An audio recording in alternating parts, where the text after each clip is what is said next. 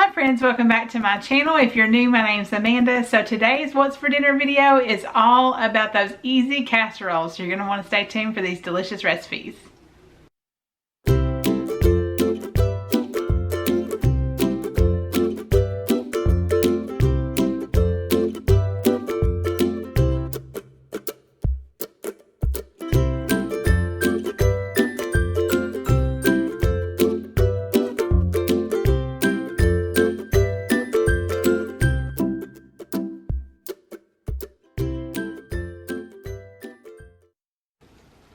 So guys, today's video is all about casseroles. I have 4 easy and delicious casserole recipes for y'all. This video is also really special because it's in collab with my friend Mel over at In the Kitchen with Mama Mel. She is always cooking up something delicious over there. I know y'all would enjoy her channel. She also does grocery hauls as well. So make sure after you watch my video that you head over to her channel and watch hers. I know she has something delicious just waiting for you, and she is the sweetest person as well. If you're coming over from her channel, welcome. I'm so glad to have you here. I do all kinds of what's for dinner content, recipes. It's all about the food over here. So if that sounds good to you, I'd appreciate it if you would hit that subscribe button and join my YouTube family. But let's go ahead and get into these recipes. Give me a like if you're excited to see these fall casseroles. So first up, we have a bean burrito casserole, and guys, this recipe is so delicious and so very simple, you won't believe it. So I've just got an 8-pack of bean and cheese frozen burritos, and in a bowl I'm adding in a half a cup of sour cream and 1 can of cream of chicken. Now you can also obviously make your own cream of chicken if you like to do the homemade. I need to try that. I've been meaning to do that, but this one's at least the healthy request, so it's a little bit better for you. And then I'm adding in a can of diced green chilies as well as some shredded cheddar cheese there. And we're going to add in a few seasonings. Now here's where you can kind of do what you would like to do. I've got some chili powder, some cumin, onion powder, garlic powder, all that good stuff going in there. So you can definitely change this up and add, if you want it to be really spicy, you might add a little cayenne. It depends on kind of, all the seasonings you like in this kind of recipe.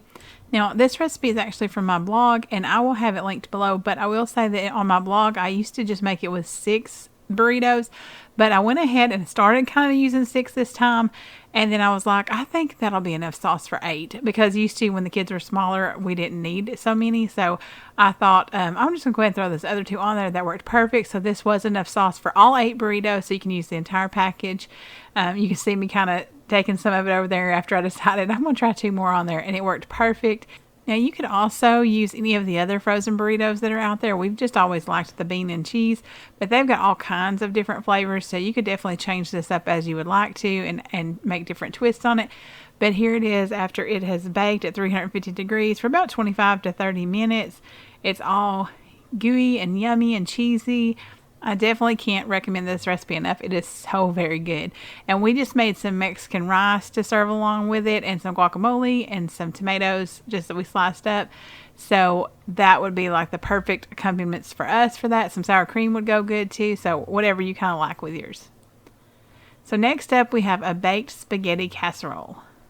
So we're going to get started by dicing up an onion, and while I'm doing that, let me know down in the comments below what your favorite kind of casserole is. I think that with it being fall, that we're all starting to get into that crock pot casseroles, all those things that we're not too afraid to heat up our houses anymore. I know some places have not got quite cooled off yet, but hopefully that'll be coming soon for y'all too. But I know that this is the time of year we kind of do that, so let me know what you like to make casserole wise for your family. So we're going to go ahead and saute those onions up and add in some frozen green peppers. You can use fresh, of course. That's just kind of what I had on hand. And we're going to let those go for just a minute. Now, I already had my ground beef cooked. So normally, you'd also be cooking your ground beef for this. But I always cook mine in batches and keep them in the freezer. So I'll link that video down below that shows how I do that. But that is such a time saver. It absolutely, I just love it. I can't encourage it more. So it's just so handy. And I've got some spices that went in there, and we're going ahead and put it in that ground beef that I just thawed in the microwave. And the seasoning was just really like, Italian seasoning. I think I might have added a little bit of garlic powder, onion powder, those type of things too. And then go ahead and put in some garlic in there. And of course, you know, everything's always better with some garlic in it. Now this recipe just called for 32 ounces of marinara sauce. That's a little more usually than like an actual full jar of it. So you'll need a little extra. I used 1 jar, and then I think like maybe, I think it was like a cup more or something that was close to that. So just kind of know that you will have to use just a little bit of extra sauce for that, and just use whatever you like to use, your favorite sauce. And I've also got some fresh shredded Parmesan going in there. And I'm using cottage cheese instead of ricotta. The recipe said ricotta, but it also had a note that you could use cottage cheese instead. I'm just not a big ricotta fan, so I went ahead and just kind of swapped those out. And then I also added in just a little bit of cream cheese there. And we're going to go ahead and get this cooked down, kind of combined, get it heated through and ready for our noodles. So this sauce really comes together pretty quickly, especially since I had that, you know, ground beef already cooked. That's such a time saver. And a lot of times, depending on what you're making, that can help save you a dish too, like something else you have to wash. So that's always handy. And I'm just boiling up some spaghetti noodles. Now, I use the Rayo's noodles. I showed them in my last video. They are the best. They have such a different texture. I can't recommend them enough. They're so good. And so once your noodles get done, you just drain them and then put your sauce in there with them and get that all mixed together. So all this is going to get layered into a 9x13 baking dish. You're going to put half on the bottom. That's kind of hard, I feel like, to judge how much is half. But, you know, you can kind of eyeball it, and it's not going to be devastating if you don't get it exactly perfect. So it'll be all right. But I've got, you know, half of the mozzarella going in there, and then the other half of noodles, and then you'll top it again with the mozzarella. So, you know, it's nice and cheesy, got all those layers of mozzarella in there, plus, you know, you've got that cottage cheese in there, and the Parmesan, all that good stuff. And you could definitely top it with some additional Parmesan if you wanted to too, just to kind of, I know that with lasagna, the Parmesan gets all nice and crusty on the top, so it's really good. So it's going to bake for about 15 minutes at 375.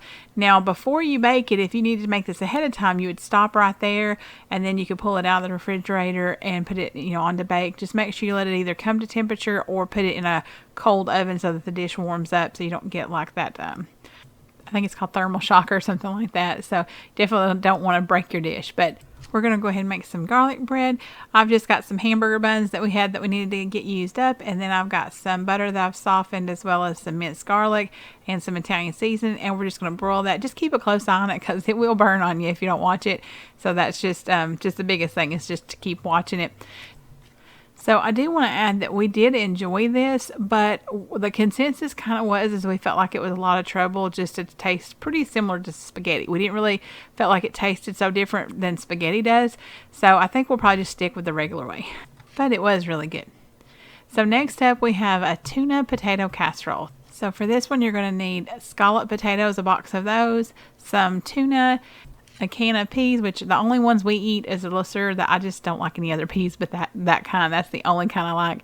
And we've got some milk, and you'll also need water and a little bit of butter too. So I've got the water coming to a boil. Once it's come to a boil, I'm just going to add the milk in and put in a pat of butter. And then we're going to go ahead and add in our sauce mix from the box of potatoes and get that kind of mixed in as best as you can. Then we're just going to add in the potatoes and the tuna and the peas. Now, I didn't this time break up the tuna beforehand, so I recommend you do that. I usually do, and I don't know why I didn't think to do that night. But this is not something we make a whole lot, just because for me it's a lot of sodium, so I don't eat a whole lot of it, but it is so good. Oh my goodness. I actually, after having this again and just remembering how good it was, I actually bought some dehydrated potatoes, the sliced ones, and then I'm going to try to make my own mix so I can kind of monitor the salt versus like what's in the package. But this is really like a one pot, you know, kind of meal. You basically just put everything in there, bake it. Just make sure you use, you know, when you boil that water, use something that, you know, you can put in the oven. This is like a Corningware dish, and so it's oven safe, and I can also use it on the stovetop. But then you're just going to pop it in the oven and bake it, you know, per the package directions. And it's so good. Like, I mean, it's so simple, but it really is so delicious. And I feel like, just like most other casseroles, it's just comfort food. I think anything with potatoes probably qualifies for that. but I definitely recommend you make this. This night we just served it with some green beans and some corn, and it was just, like I said, so good. I cannot recommend this enough, and it's so simple. You could seriously throw this together faster than you could go get fast food. So it is definitely handy for those busy weeknights. And next up, we have John Wayne Casserole. Now, I had seen this before, and I have never made it ever, but I really wasn't even sure what to expect. I did make a couple of changes, and I'll get to that. But I've got some ground beef here that I'm just adding a half a packet of the taco seasoning mix there. And then we're going to add a little bit of water. I think it's like 3/4 a cup of water. And just let that come to a boil and kind of simmer for just a little bit. Get that all mixed together and flavored really well. And then we're going to go ahead and kind of get started on prepping the rest of our ingredients, which is going to be some peppers, onions, and some tomatoes. Get those all sliced up. Now, I'm curious, have y'all ever heard of John Wayne Casserole? Like I said, I had heard of it, but never tried it. And honestly, reading through the comments on this recipe, apparently it's also like, there's another version that's like a breakfast type casserole. So I don't know which one's like the correct one, but this one was so good. Now, the recipe actually asked, to use canned biscuits on the bottom, kind of as the crust.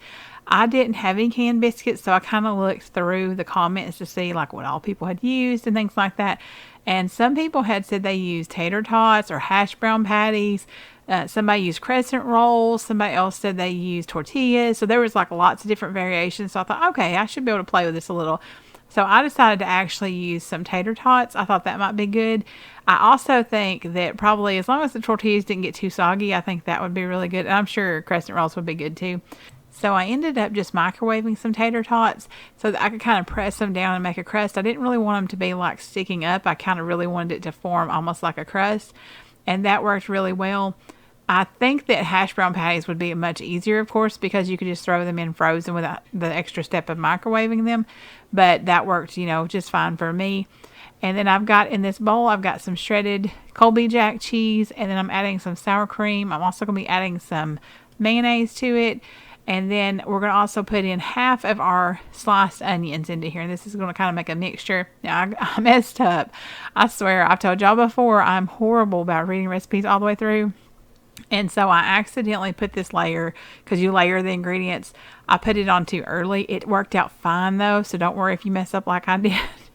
It all tasted great. So, in fact, I might have even liked it better the way I did it, just because the peppers kind of, well, you'll see in a minute, but I like the way the peppers tasted on the top like that.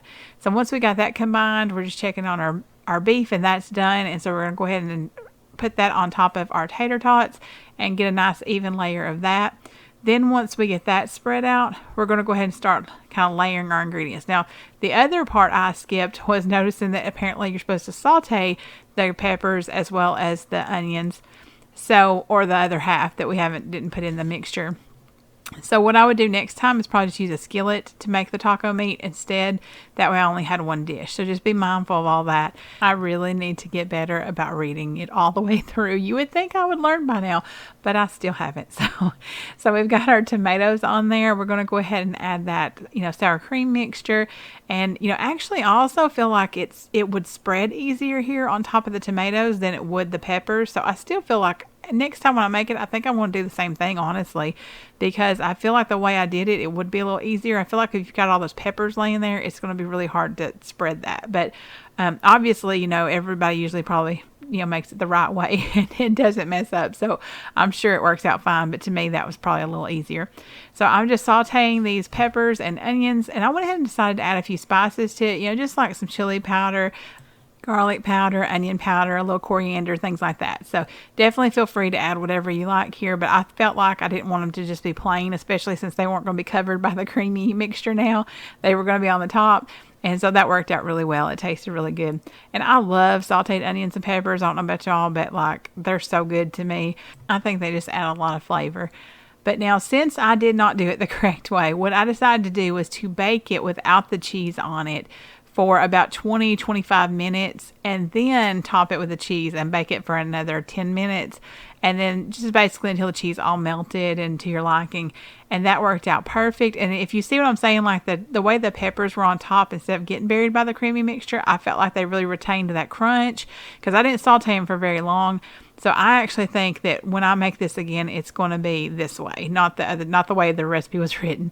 But this was so very good, y'all. It had so much flavor. I cannot recommend it enough. We served it with tortilla chips, but a side salad would also be a really good choice too.